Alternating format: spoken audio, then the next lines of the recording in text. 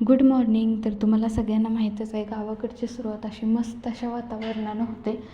तर मग मी सकाळी गेले होते गच्चीवरती फेऱ्या मारण्यासाठी, कारण की पाय जरा जास्त सुजत होते, म्हणून म्हणलं फेऱ्या मारल्यावरती पाय कमी येतात.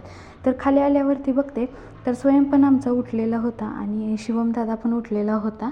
तर दीदी लागलेली स्वयंपाकाच्या तयारीला आणि मी लागलेली नाश्त्याच्या तयारीला.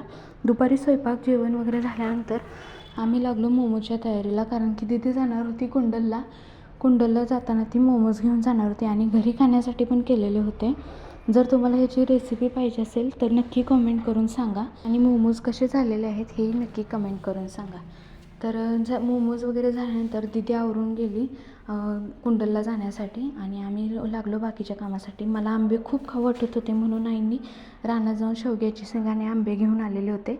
शेवग्या शेंगाही आपल्या रानातल्याच होत्या आणि संध्याकाळी ह्यांनी ना स्वयंसाठी गाडी आणलेली होती. तर त्याला तर त्याच्यातनं काही भलताच आनंद झाला होता आणि दिवसाची ना गुलाबजाम आणले होते, ते खाऊन दिवसाची शेवट केला. चलो